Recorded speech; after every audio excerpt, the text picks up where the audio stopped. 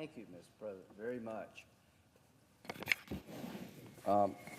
At a later date, I'll respond to my colleague from Maryland about UNRWA, but just to let people know who are following this debate, I'm the ranking Republican on the State Foreign Ops Appropriations Subcommittee, and I work very well with Senator Coons and Senator Van Hollen's on the committee.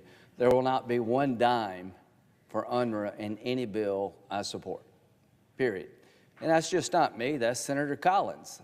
She's the ranking member who worked very well with Senator Patty Murray to get the supplemental moving. Why is that? Because we believe UNRWA is compromised.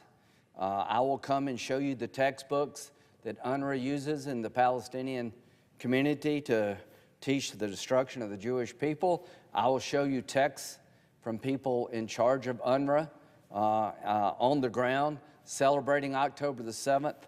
The case has been made over here that UNRWA is no longer a credible organization worth American taxpayer dollars to fund.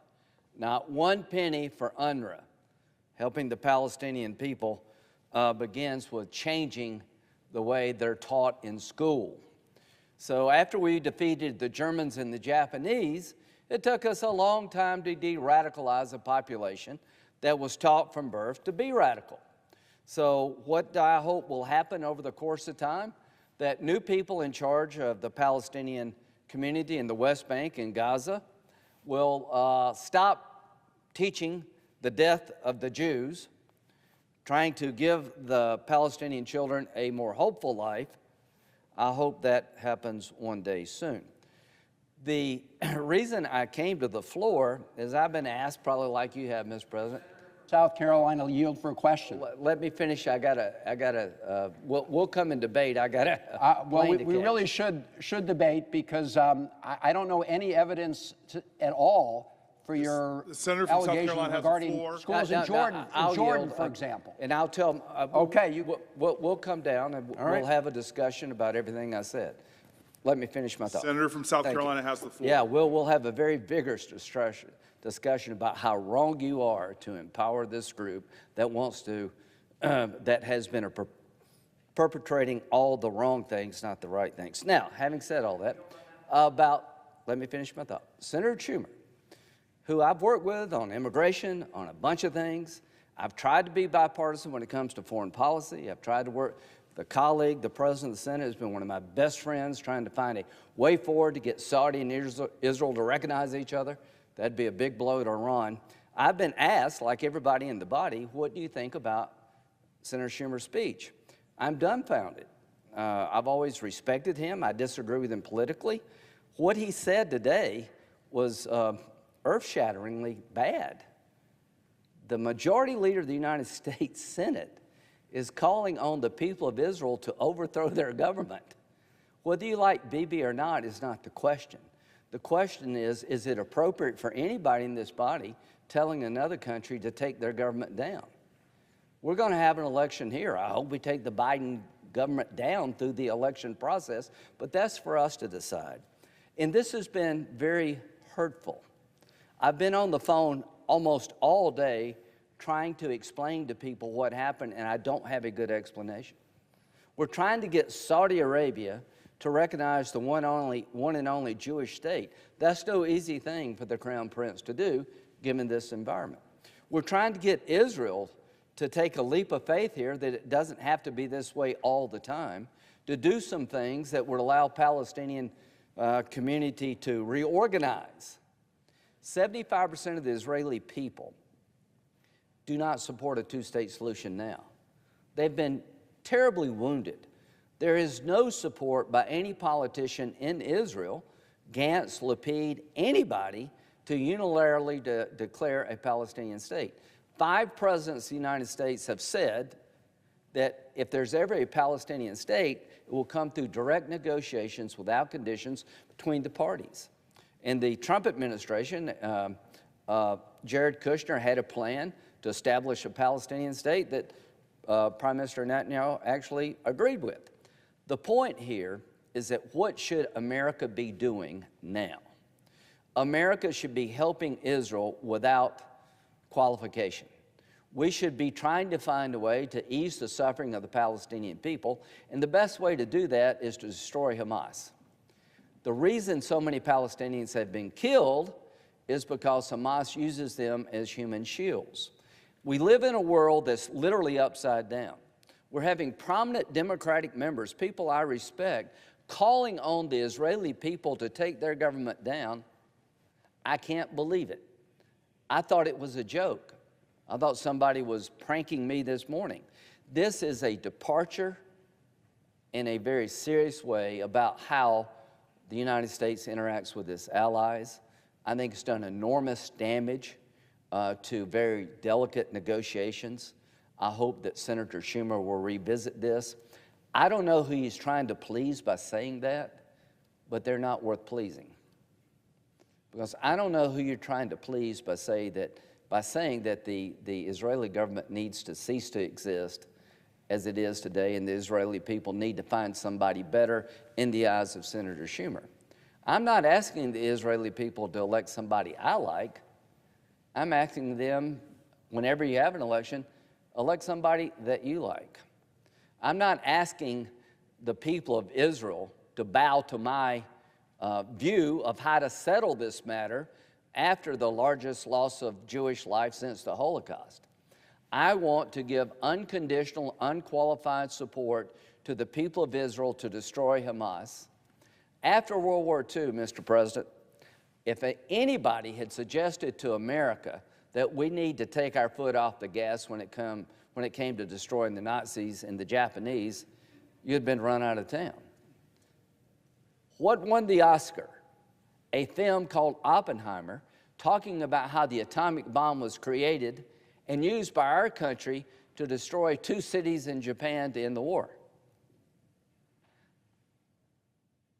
You have to understand, and you do, Mr. President, you have done your homework. You have to understand that October the 7th to the Israeli people is Pearl Harbor and 9/11 on steroids. It's not just a tit for tat with Hamas. It was an attempt by Hamas to break the back of the Jewish people, to brutally rape and murder in a fashion they want the world to see. So the Israeli perspective on what to do is similar to what we thought we should do after World War II. Total, complete victory. Everybody mobilize, do what you have to do to end the war, to take the Nazis down and the Imperial Japanese Army, destroy it unequivocally.